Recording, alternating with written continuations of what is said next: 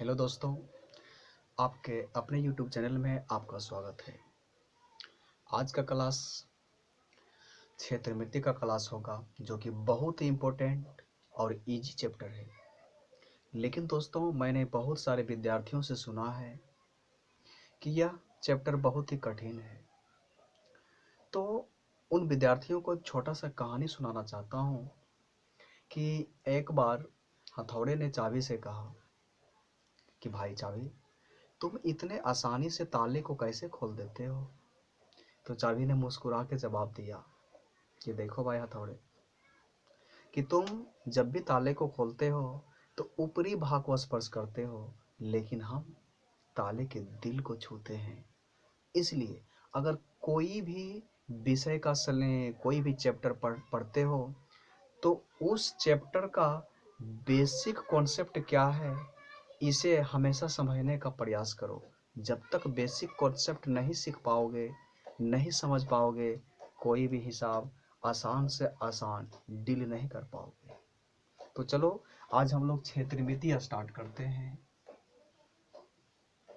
क्षेत्रमिति,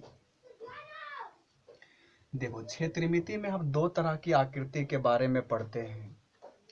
अच्छा, क्षेत्रमिति के नाम से ही पता चलता है कि क्षेत्र मतलब एक क्षेत्र और मिति मतलब होता है माप। इसमें मुख्यतः दो तरह की आकृति के बारे में पढ़ते हैं। एक द्विविमीय आकृति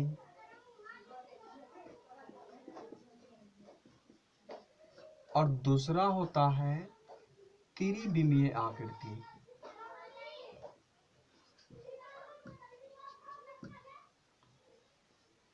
अब बात होती है कि द्विविमीय आकृति क्या है, त्रिविमीय आकृति क्या है। तो बहुत ही सिंपल है, इसका नाम से ही पता चलता है।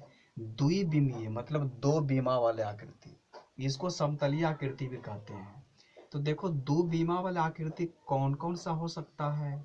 जैसे देखो आयत, इसमें दो ही बीमा है, लंबाई है चौड़ाई है, और यह एक समतल में ही है। त्रिभुज ले लो, यह भी देखो एक समतल है, इसमें दो ही बीमा है, वृत्त है, इसमें भी दो बीमा है। लेकिन त्रिविमीय आकृति की बात करें तो इसमें तीन बीमा होती है।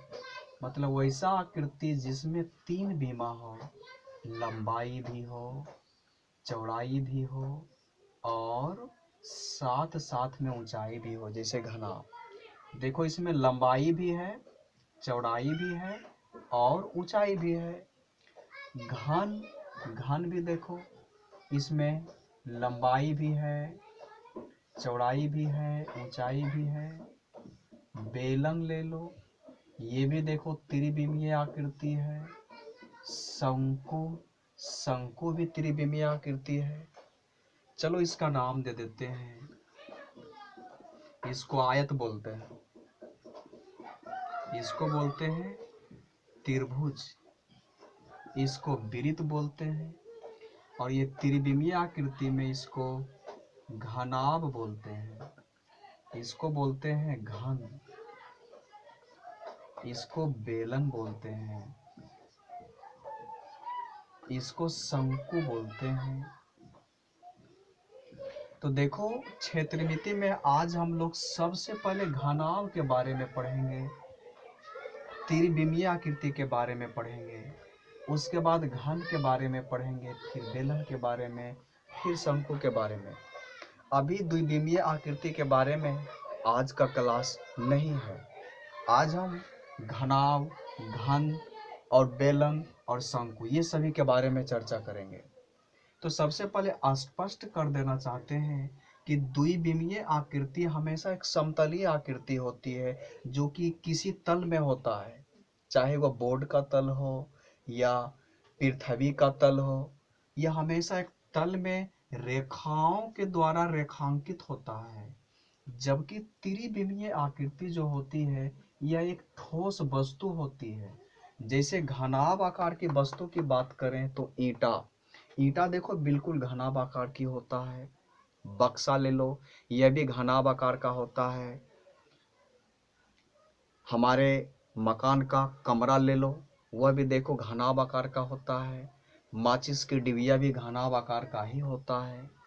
तो हमारे आसपास में बहुत सारे वस्तुएं हैं जो घनाभ आकार के होता है। यानी त्रिविमीय आकृति हमेशा एक ठोस वस्तु होता है, ठोस वस्तु। लेकिन द्विविमीय एक समतलीय आकृति होती है जो किसी तल में होता है। घन आकार के वस्तु जैसे लूडो खेलने वाला पासा आप लोग देखे होंगे, बिल्कुल घन आकार का होता है। बेलन ले लो, हमारे आसपास में बहुत सारे डिब्बा है, या गैस सिलेंडर भी देखो बेलनाकार होता है। ये लकड़ी का जो बलय होता है वह भी बेलनाकार होता है। शंकु ले लो, यानी जो बर्थडे में बच्चा टोपी पहनता है, आप लोग जरूर देखे होंगे, यह होली में जो बच्चा टोपी पहनता है बिल्कुल शंकु आकार होता है। तो सबसे पहले आज हम घनाभ के बारे में चर्चा करेंगे। चलिए घनाभ के बारे में जानते हैं।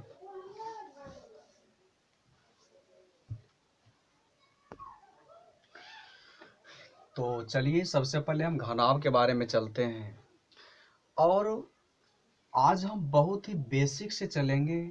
घनाभ का जो फार्मूला होता है, घनाभ का संपूर्ण पृष्ठ का क्षेत्रफल, इसका आयतन, इसका विकर्ण, इसका फार्मूला कहाँ से आता है, तो सबसे पहले हम उसे प्रूव्ड करेंगे।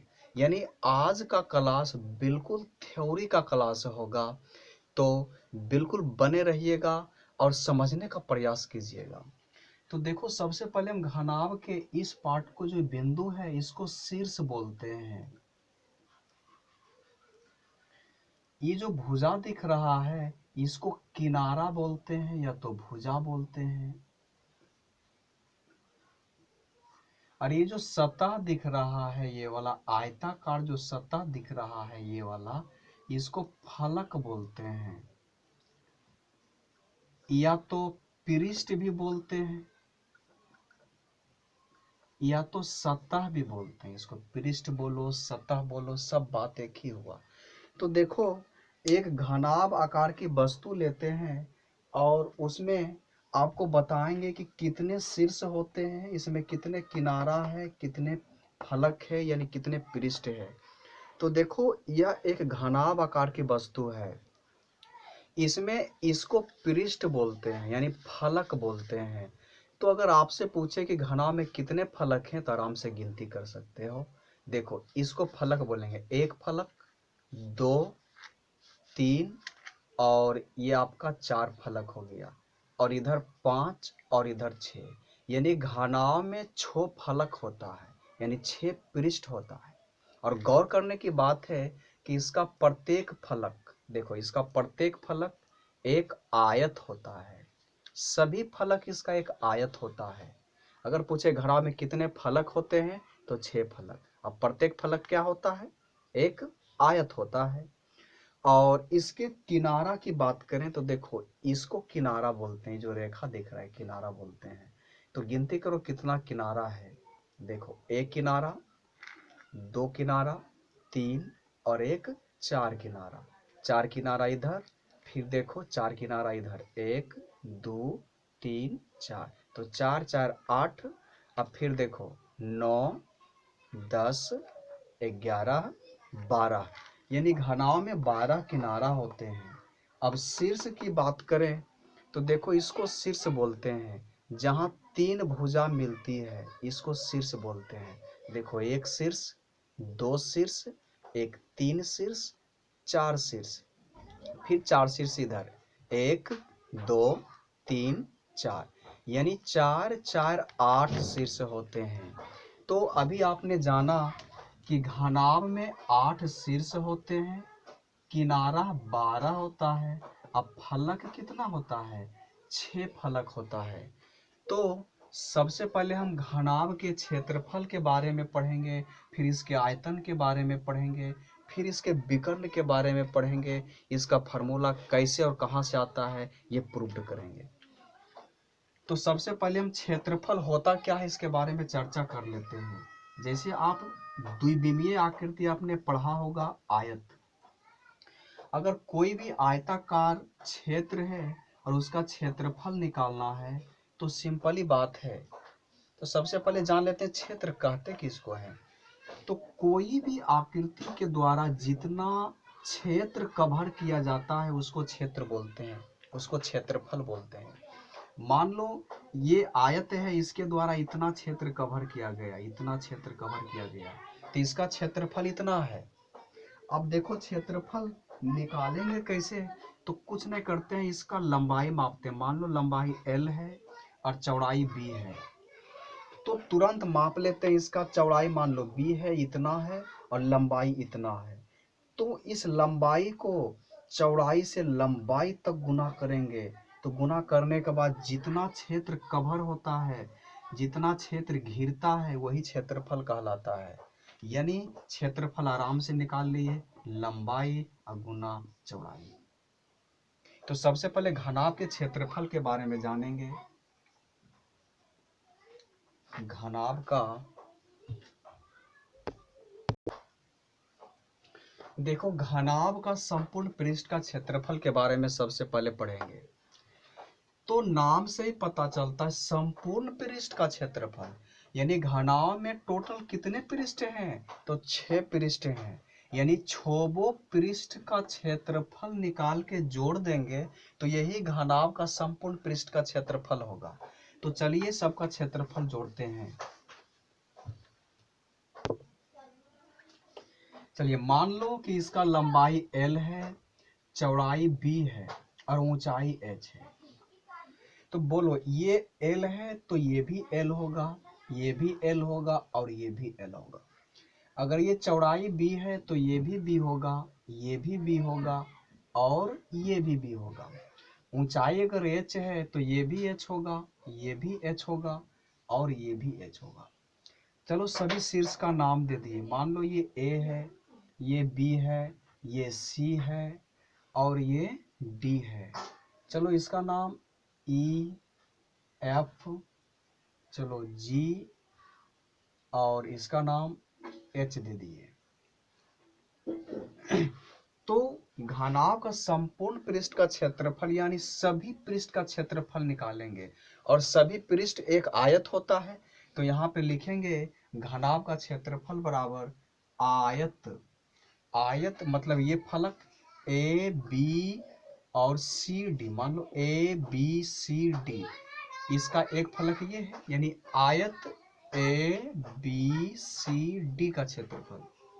आयत A, B, C, D का क्षेत्रफल। फिर प्लस इसी का अपोजिट फलक ऊपर वाला, इसको ले लो। यानी ये फलक का नाम क्या है, H, E, F, G। यानी बोलेंगे आयत H, E, F, G, आयत H, E, F, G का क्षेत्रफल। फिर प्लस ये फलक लेते हैं, ये फलक का नाम क्या देंगे, मान लो D, A, H, G। यानी फिर जोड़ेंगे प्लस, प्लस हो गया आपका आयत D, A, H, G, D, A, H, G का क्षेत्रफल। फिर प्लस इसी का अपोजिट फलक ये ले लो, C, B, E, F। यानी आयत C, B, E, F का क्षेत्रफल। फिर प्लस ले लो, अब ले लो अपना ये फलक, ये वाला, यानी A, B, E, H। यानी आयत A, B, E, H का क्षेत्रफल। फिर प्लस इसी का अपोजिट ये वाला, यानी F, C, D, G। यानी आयत F, C, D, G का क्षेत्रफल।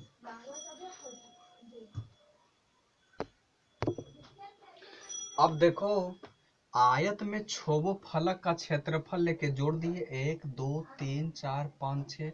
यानी 6 फलक बारी बारी से लिए और सभी का क्षेत्रफल जोड़ दिए। अब क्षेत्रफल निकालो। अभी हम तुरंत बताए कि इसका प्रत्येक फलक एक आयत होता है।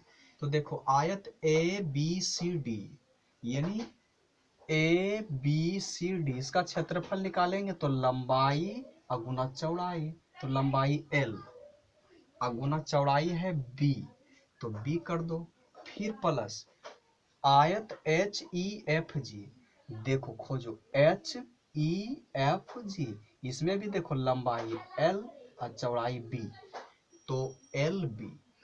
फिर प्लस आयत DAHG, देखो DAHG, इसका क्षेत्रफल निकालेंगे तो मान लो ये लंबाई ऊंचाई लंबाई हो गया, तो लंबाई मान लो H और चौड़ाई मान लो B, यानी हो गया HB। फिर प्लस आयत CBEF, देखो CBEF, इसका भी क्षेत्रफल निकालेंगे तो मान लो लंबाई H है और चौड़ाई B है, तो लंबाई गुना चौड़ाई यानी H गुना B, H गुना B। फिर प्लस ABEH का क्षेत्रफल निकालेंगे, ABEH, यानी इसमें लंबाई हो गया L और चौड़ाई हो गया H, यानी LH। फिर प्लस आयत FCDG, यानी FCDG, ये सतह, इसमें भी देखो लंबाई L और चौड़ाई H, तो लंबाई हो गया L और चौड़ाई H, और सभी का क्षेत्रफल निकाल के जोड़ दो। देखो LB 2LB, फिर प्लस HB और HB 2HB, फिर प्लस LB और LB और LB, ये किधर चल गया आपका ABCD,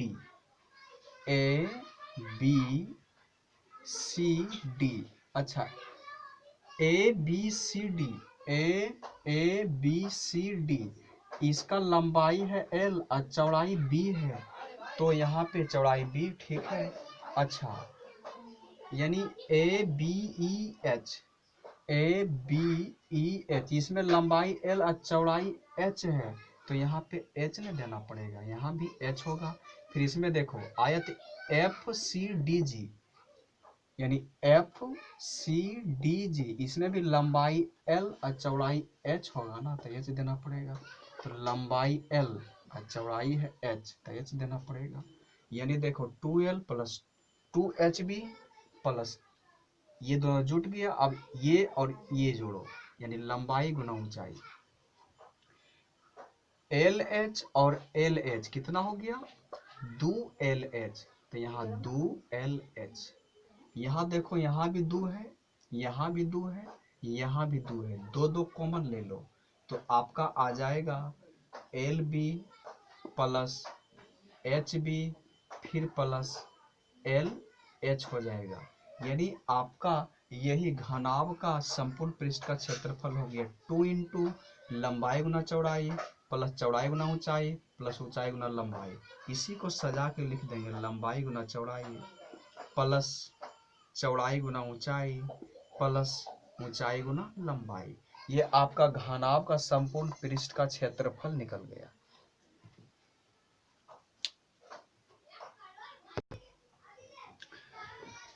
चलिए अब हम घनाभ के आयतन के बारे में जानेंगे कि आयतन क्या है।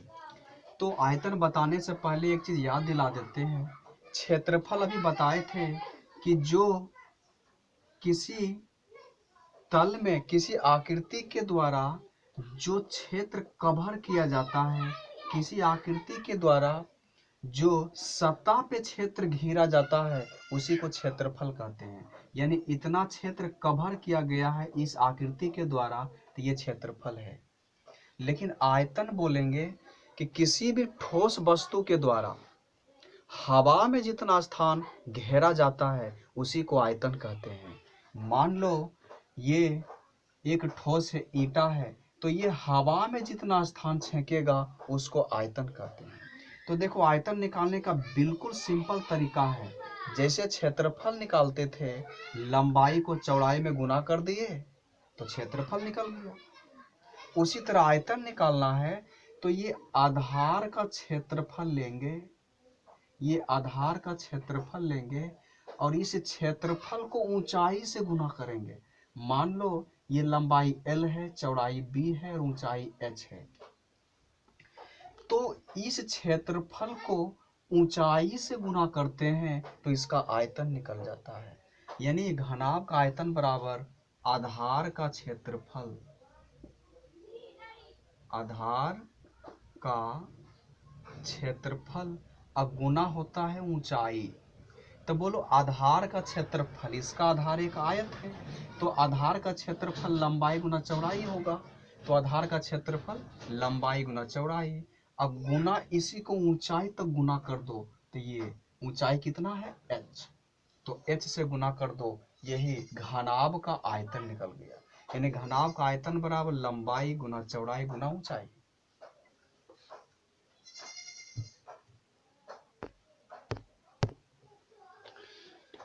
चलिए अब घनाभ के विकर्ण के बारे में पढ़ेंगे। तो देखो घनाभ के विकर्ण बताने से पहले हम आपको एक बेसिक कॉन्सेप्ट देना चाहते हैं। जैसे एक आयत है तो आयत का विकर्ण कैसे ज्ञात करते थे, आयत का विकर्ण कौन है, तो आयत में दो विपरीत शीर्ष को मिलाने वाली रेखा को, यानी दो विपरीत शीर्ष, ये शीर्ष है ये शीर्ष है और ये दोनों विपरीत शीर्ष को मिलाने वाली रेखा को विकर्ण कहते हैं।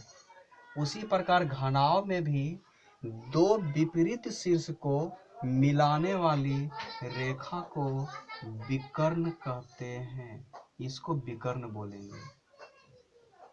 देखो यही विकर्ण है। विकर्ण जो है घनाभ का सबसे लंबा भुजा है।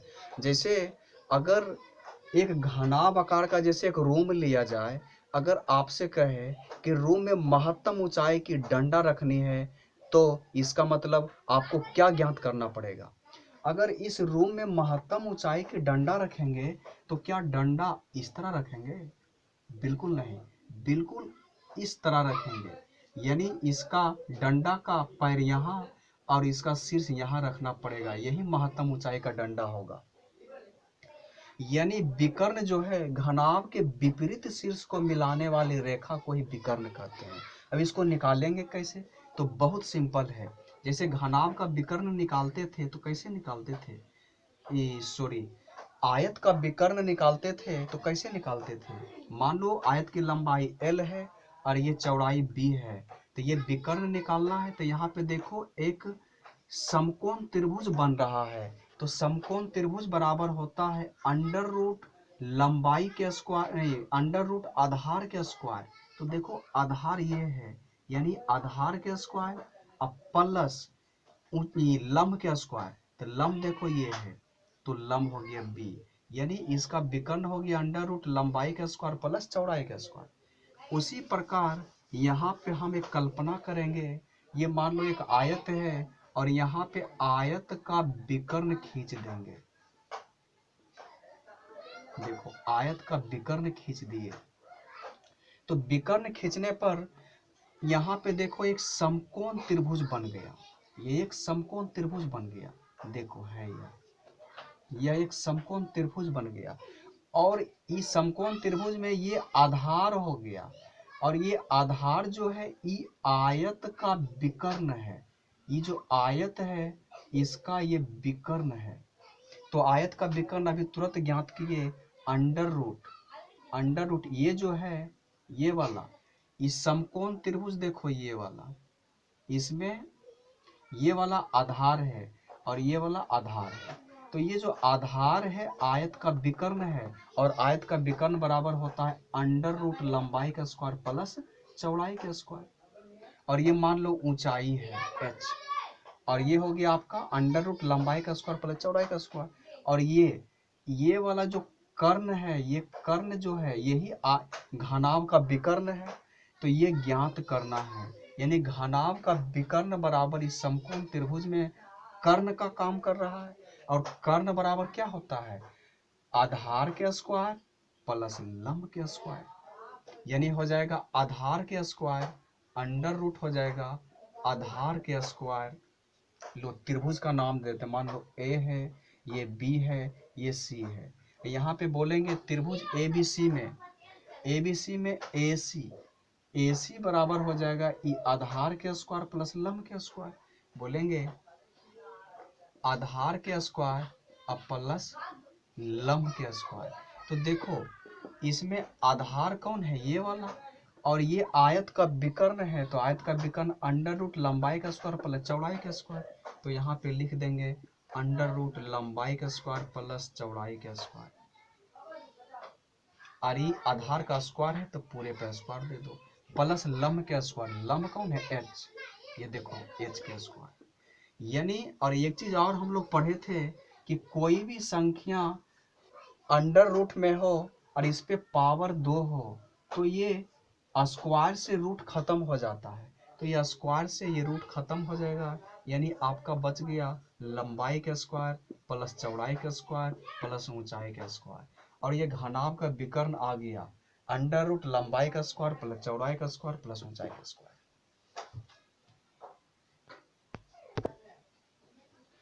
चलिए यहाँ पे लंब का स्क्वायर देना पड़ेगा। चलिए अब हम लोग घन के बारे में पढ़ते हैं। तो घन में भी घनाभ की तरह इसमें भी 8 शीर्ष होते हैं, 12 किनारा होता है और 6 फलक होते हैं। अंतर इतना ही है कि घनाभ का प्रत्येक फलक आयताकार होता था, लेकिन घन का प्रत्येक फलक वर्गाकार होता है। वर्गाकार यानी प्रत्येक भुजा की लंबाई बराबर होती है। ये ए है तो ये भी ए होगा, ये भी ए, ये भी ए, ये भी ए और ये भी ए होगा। यानी प्रत्येक भुजा क्या होगा? बराबर होगा। चूंकि घनाभ में भी हम पढ़े थे कि 6 फलक होते हैं, तो घन में भी 6 फलक होगा। और घन में 6 फलक है तो इसका पृष्ठ का क्षेत्रफल निकालेंगे तो 6 फलक का क्षेत्रफल निकालना पड़ेगा। और 6 फलक एक वर्ग है, तो बोलो वर्ग का क्षेत्रफल बराबर क्या होता है? भुजा स्क्वायर होता है। तो घन का क्षेत्रफल निकालेंगे तो घन का क्षेत्रफल बराबर हो जाएगा 6 गुना वर्ग का क्षेत्रफल। यानी 6 गुना, इसमें 6 फलक है तो 6 फलक है तो 6 फलक का क्षेत्रफल निकालना पड़ेगा। तो एक ही बार 6 से गुना कर देंगे। 6 गुना 1 फलक का क्षेत्रफल, 6 गुना 1 फलक का क्षेत्रफल। तो देखो 6 गुना 1 फलक, इसमें वर्ग है तो वर्ग का क्षेत्रफल भुजा स्क्वायर, तो 6 गुना भुजा स्क्वायर हो गया। यानी घन का क्षेत्रफल हो गया 6 गुना भुजा स्क्वायर। अब चलो ये घन का आयतन के बारे में चर्चा करते हैं। तो सिंपली है, घन का आयतन भी बिल्कुल उसी तरह से निकालेंगे। घन का आयतन देखो, घन का आयतन इसमें भी क्या करेंगे? आधार का क्षेत्रफल से ऊंचाई में गुना कर देंगे तो हो जाएगा आधार का क्षेत्रफल अब गुना हो जाएगा ऊंचाई। तो इसमें आधार का क्षेत्रफल क्या है? भुजा स्क्वायर, और ऊंचाई भी क्या है? भुजा ए, यानी गुना ए करेंगे।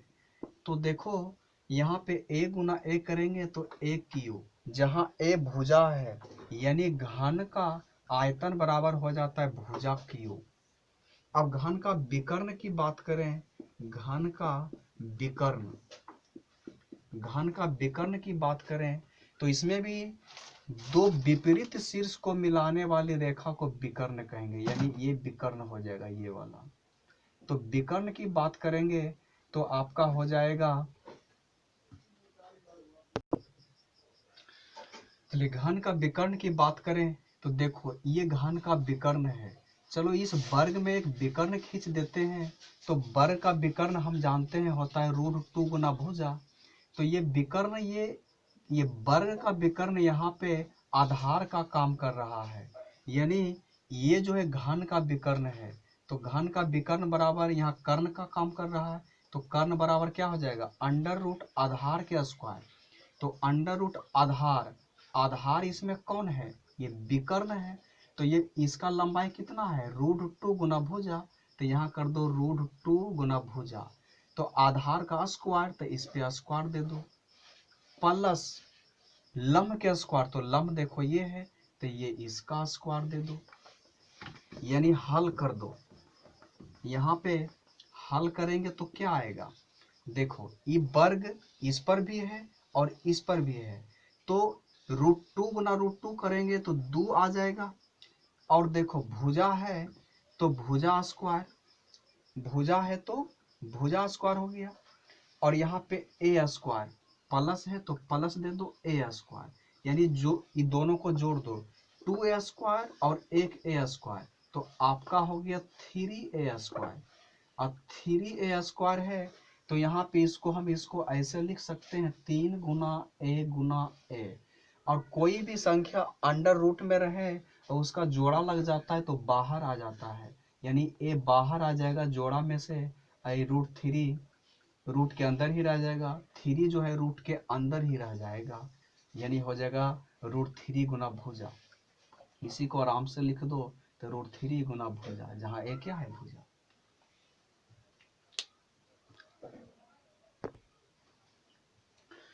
चलिए इसमें किस तरह से सवाल पूछी जाती है ये आगे के क्लास में सीखेंगे। अगर ये क्लास आपको बिल्कुल अच्छा लगा तो लाइक ज़रूर करें और सब्सक्राइब ज़रूर करें।